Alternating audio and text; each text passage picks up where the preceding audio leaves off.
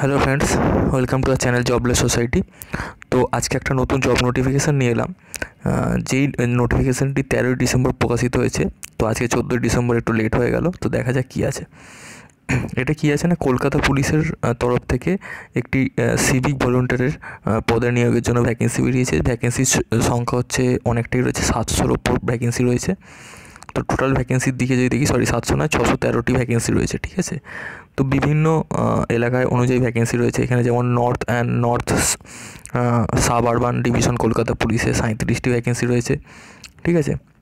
Central division Kolkata পুলিশে 43টি vacancy রয়েছে। সাউথ ডিভিশন কলকাতা পুলিশে 16টি ভ্যাকেন্সি রয়েছে। ইস্টার্ন ডিভিশনে 75টি ভ্যাকেন্সি। ইস্টার্ন সাব আরবান ডিভিশনে 24টি। সাউথ ইস্ট ডিভিশনে 12টি। সাউথ সাব আরবান ডিভিশন 11টি। South west division Kolkata police 40টি। First battalion Kolkata armed police 5টি। কলকাতা পুলিশ ট্রেনিং একাডেমি 25টি। Third battalion Kolkata armed police 5টি। Sixth battalion Kolkata armed police 5টি। ট্রাফিক ডিপার্টমেন্ট কলকাতা পুলিশে 190টি, সবচেয়ে বেশি রয়েছে এটা। কলকাতা পুলিশ ব্যান্ড অ্যান্ড অর্কেস্ট্রাতে 20টি। পোর্ট ডিভিশন কলকাতা পুলিশে 23টি। কলকাতা হোম গার্ড অর্গানাইজেশন 10টি। পুলিশ হাউসিং এস্টেটে 25টি। Community policing wing Kolkata police 30টি এবং রিভার ট্রাফিক পুলিশ কলকাতায় 17টি। টোটাল 613টি, অনেক যথেষ্ট ভালো ভ্যাকেন্সি রয়েছে। তো দেখা যাক ডিটেলস আর কী আছে। এলিজিবিলিটি ক্রাইটেরিয়া, যেটা খুব গুরুত্বপূর্ণ। Preferably A resident of the area under the Kolkata police jurisdiction. Kolkata পুলিশের জুরিসডিকশনের এরিয়াতে যদি তোমাদের রেসিডেন্ট হয়, তোমরা যদি ওখানে থাকো, তাদেরকে প্রেফার করা হবে। এই নয় যে তাদেরকেই শুধু অ্যাপ্লাই করতে হবে, এরকম ব্যাপার না। তোমরা অন্যান্য জায়গা থেকেও অ্যাপ্লাই করতে পারবে, ঠিক আছে। Next, minimum age of the applicant should be 20 year. 1 জানুয়ারি 2018 অনুযায়ী 20 বছরের নিচে এজ হলে হবে না এবং 60 বছরের ওপরে এজ হলে হবে না। মিনিমাম এডুকেশন কোয়ালিফিকেশান কী আছে দেখা যাক। 8 পাস করলেই হবে, ঠিক আছে। 8 পাস করলেই তোমরা অ্যাপ্লাই করতে পারবে। প্রেফারেন্স দেওয়া হবে এনসিসি, তারপর বয় স্কাউট, এনএসএস, এই সমস্ত কিছু ট্রেনিং থাকলে তাদেরকে প্রেফারেন্স দেওয়া হবে, মানে অগ্রাধিকার দেওয়া হবে। Should not have any criminal record against him or her in any police station, ঠিক আছে। Should be physically and mentally fit, physically এবং মেন্টালি ফিট থাকতে হবে।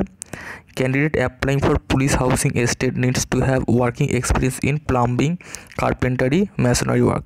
পুলিশ হাউসিং এস্টেটে যে পোস্টটা রয়েছে তার ক্ষেত্রে ওয়ার্কিং এক্সপিরিয়েন্স চেয়েছে কিসে? প্লাম্বিং, কার্পেন্টারি এবং ম্যাশনারি ওয়ার্কে। আর candidate applying for river traffic police need to know swimming. Candidate having working experience as engine driver and serang will be given preference, ঠিক আছে।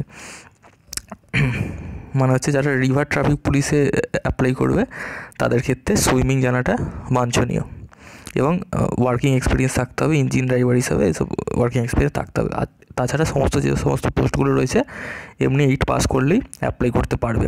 আর যারা কলকাতার পুলিশের জুরিসডিকশনের আন্ডারে যাদের রেসিডেন্ট, যারা বসবাস করো, তাদের ক্ষেত্রে প্রেফার করা হবে আগে। আদারওয়াইজ তোমরা যারা অন্যান্য জায়গায় থাকো তারাও অ্যাপ্লাই করতে পারবে, ওকে। ছেলে মেয়ে দুজনেরাই অ্যাপ্লাই করতে পারবে, কোনো অসুবিধা নেই।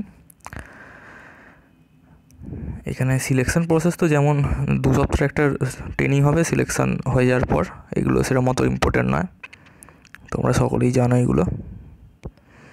আচ্ছা, আমি ভিডিওর তলায় ডিসক্রিপশনে লিঙ্ক দিয়ে দেবো, সেখান থেকে তোমরা ডাইরেক্ট এই পিডিএফটি, যেটা আমি তোমাদের দেখাচ্ছি, নোটিফিকেশানটি ডাউনলোড করে নিতে পারবে।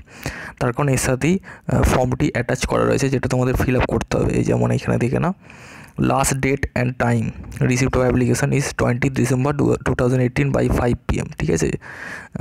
5টার মধ্যে, 20 ডিসেম্বরের মধ্যে জমা দিতে হবে ফর্মটি।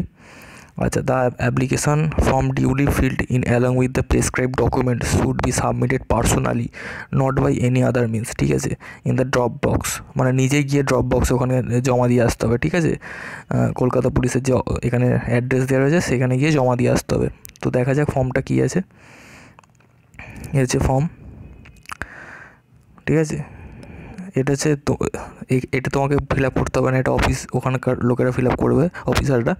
তো ক্যাপিটাল লেটারে নিজের নাম লিখতে হবে, gender, date of birth, father's name, mother's name, mobile number, এখানে ফটো, ঠিক আছে। এগুলো নিজেদের দিতে হবে, এগুলো সব। দিয়ে সাইন করে ডেট প্লেস দিয়ে এবং এর সাথে সাথে যে সমস্ত ডকুমেন্টগুলো দরকার, এখানে ডকুমেন্টের নামও লেখা রয়েছে, স্কিপ করে গেছি, এই যে আইডেন্টিটি প্রুফ যেমন pan card, passport, driving licence, voter card, ঠিক আছে, আধার কার্ড যে কোনো একটা এখানে অ্যাটাচ করতে হবে, জেরক্স, সেলফ অ্যাটেস্টেড কিন্তু, হ্যাঁ, ওই জেরক্সের তলাতে নিজেকে সই করে দিতে হবে। তারপর হচ্ছে self attested copy of proof of address proof, মানে ভোটার কার্ড, আধার কার্ড যে কোনো একটা দিতে পারো। One self attested passport size photograph, নিজের ফটোগ্রাফ তার উপরে সই করে দিতে হবে, ঠিক আছে, self attested passport size photograph, যে জায়গাটা রয়েছে এখানে ফটোটা বসিয়ে তার উপরে সই করে দিতে হবে এরকম। আর self attested copy of documents regarding proof of age, মানে হচ্ছে মাধ্যমিকের যে অ্যাডমিট কার্ড সেইটার জেরক্স তার উপরে সই করে তার সাথে জমা দিতে হবে, ঠিক আছে। অথবা যাদের মাধ্যমিক অ্যাডমিট কার্ডে ডেট অফ বার্থের গণ্ডগোল আছে, বার্থ সার্টিফিকেটও দিতে পারো, ঠিক আছে। তারপরে সেলফ অ্যাটেস্টেড এডুকেশনাল যে সমস্ত কপি রয়েছে, মানে রেজাল্টের জেরক্স ফেরক্স, সার্টিফিকেটের জেরক্স, SC ST ক্যাটাগরির ক্ষেত্রে কাস্ট সার্টিফিকেটের জেরক্স, সব সেলফ অ্যাটেস্টেড করে নিজে সই করে জমা দিতে হবে। এই হচ্ছে ব্যাপার। তোমরা এটা ডাউনলোড, মানে আমার ভিডিওর ডেসক্রিপশানে যে লিঙ্ক দেওয়া রয়েছে সেইখান থেকে ক্লিক করে ডাউনলোড করে নিতে পারবে এবং এই ফর্মটা প্রিন্ট আউট করে নিতে হবে, ঠিক আছে। তো অ্যাড্রেসটা যেটা আছে, যদি তুমি এইটা অ্যাপ্লাই করো তাহলে এই অ্যাড্রেসে পাঠাতে হবে, দিতে হবে, এইটার ক্ষেত্রে এই অ্যাড্রেস, ঠিক আছে। যেটা তুমি অ্যাপ্লাই করবে তার জন্য অ্যাড্রেস আলাদা আলাদা আছে, ঠিক আছে।